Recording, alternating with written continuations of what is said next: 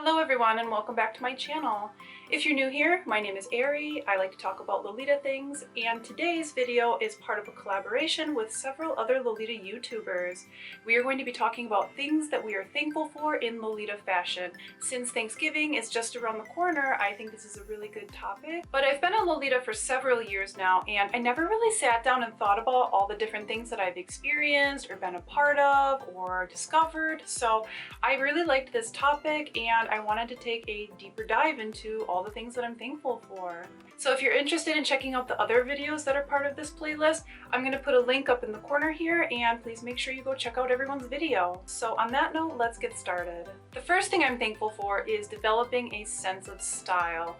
When I was younger, I had absolutely no fashion sense. In elementary school, I would usually wear Pokemon or Lion King t-shirts, and in middle school, I kind of settled for t-shirts and jeans, and high school wasn't much different. I would usually just wear a t-shirt, sometimes one with like a band on it, or jeans. So if I met my younger self, I think they'd be really shocked to learn that I'm a Lolita now. And when I got into Lolita, I also started to buy cuter clothes for my normal wardrobe. I also have a few sweaters and t-shirts with cute designs on them, and I like to pair those with a skirt and some cute leg wear, and I also have different colored shoes now. Sometimes I even wear my Lolita Tea Party shoes when I go out. And now I feel a lot more confident in my appearance. I'm really happy with how I look in and out of Lolita. Whereas 10 years ago, I just didn't really care about my appearance so much, but I also wasn't really happy with how I looked at the time. And from discovering Lolita and developing a bit of fashion sense, I just feel a lot more happy and confident overall in my everyday life. So I'm extremely glad for that. Another thing I'm grateful for is getting into makeup. So I did wear a little bit of makeup before I started wearing Lolita, but it was really just basic things like filling in my eyebrows or maybe adding a touch of blush. I think from wearing Lolita, I have stepped up my makeup game quite a bit, and I also have a lot of acne as well as some redness on my face, so when I wear Lolita, that's a good chance for me to cover that all up. I also watch a lot of beauty YouTubers, and I really like learning how to do new makeup techniques, and I really like testing them out when I go out in Lolita, so I definitely think that Lolita has kind of given me the little push I needed to get more into makeup, and I really enjoy it. Another thing I'm thankful for is discovering brands that I really like. I do like bigger Lolita brands, including Angelic Pretty and Baby the Stars Shine Bright.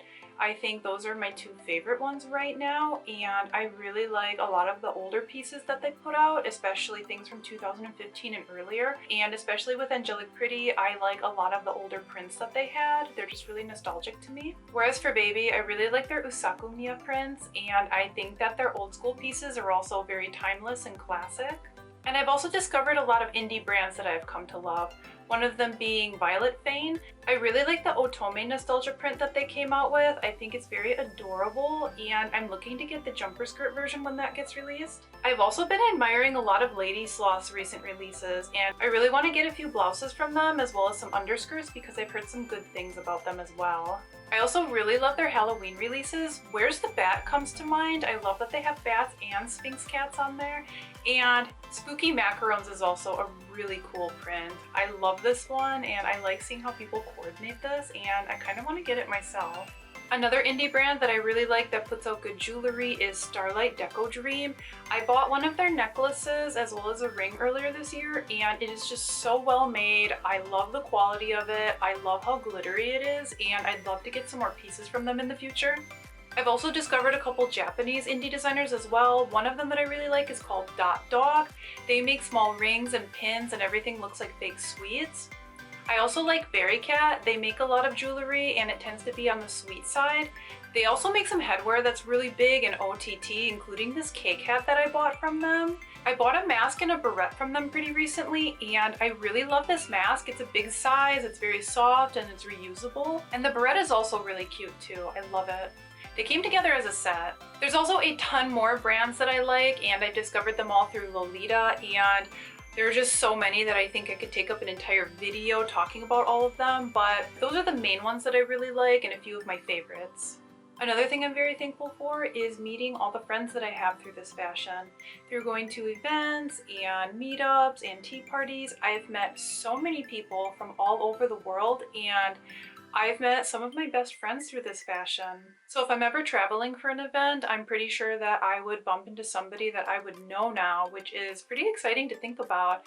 I had no idea that Lolita was as global as it was, and I think it's only getting more and more popular as time goes on.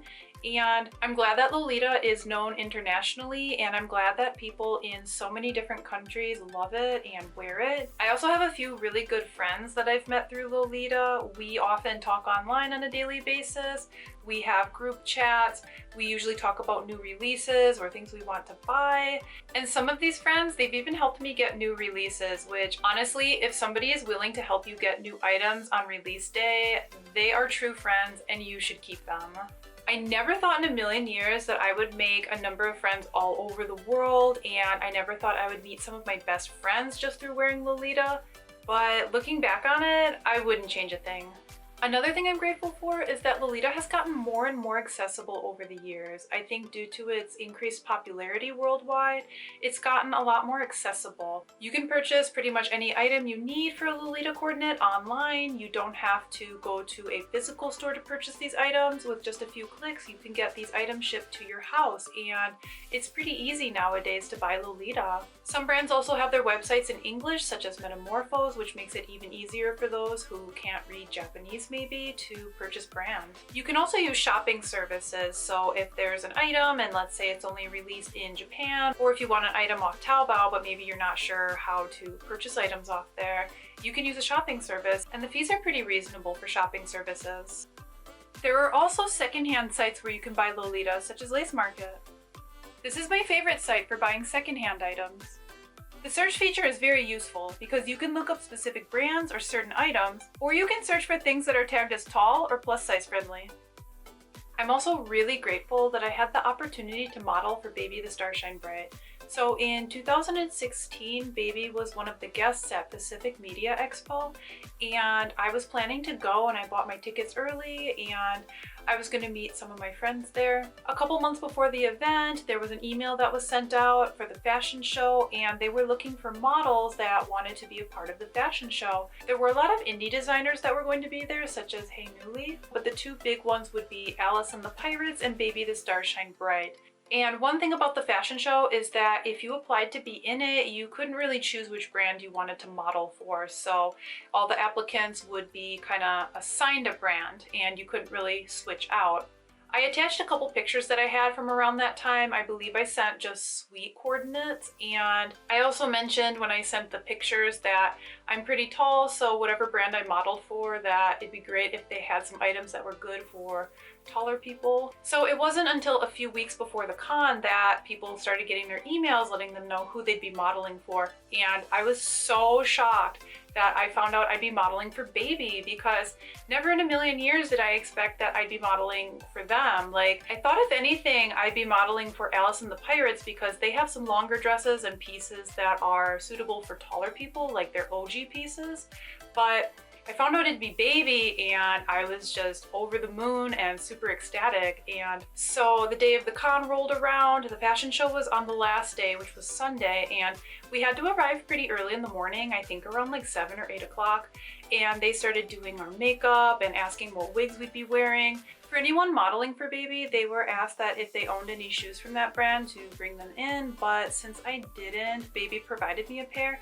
They were this really cute pair of glittery heels, and while I loved how they looked, they were just a little bit too small on me. They were a size L, and I normally wear a size LL, so my feet were a little bit sore during the entire fashion show, and honestly, that was the only complaint I really had.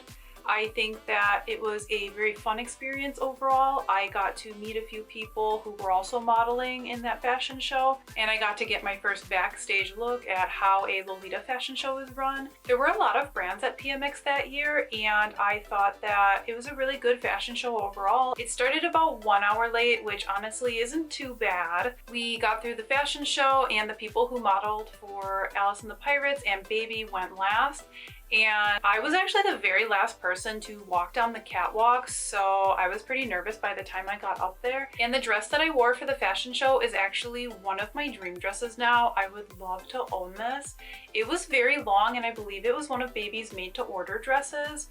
It came with a little flower crown with a veil in the back, and surprisingly, it was pretty comfortable. I was anticipating it was going to be kind of scratchy and tight, but the length was perfect. I think that Baby chose the best dress possible for me to wear considering my height, and I'm just in love with this dress.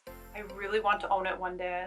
Ever since I became a Lolita, I never thought that I would be modeling for a brand that I really loved, and it was such a fun experience, and when it's safe to go to cons again, I would definitely love to be in a fashion show again. Another thing I'm very grateful for in this fashion are bloomers. If you've ever had your thighs rubbing against each other and causing a lot of friction, it kind of leaves this red mark and it is really painful. So shout out to bloomers for keeping our thighs safe, and they also look really cute when they're just peeking a little bit from underneath your dress. It is such a timeless look, and bloomers are the real MVP. So those are the things that I'm grateful for in Lolita fashion. If you haven't yet, please make sure to give this video a like and subscribe to my channel for more Lolita content. And I will see you in the next video.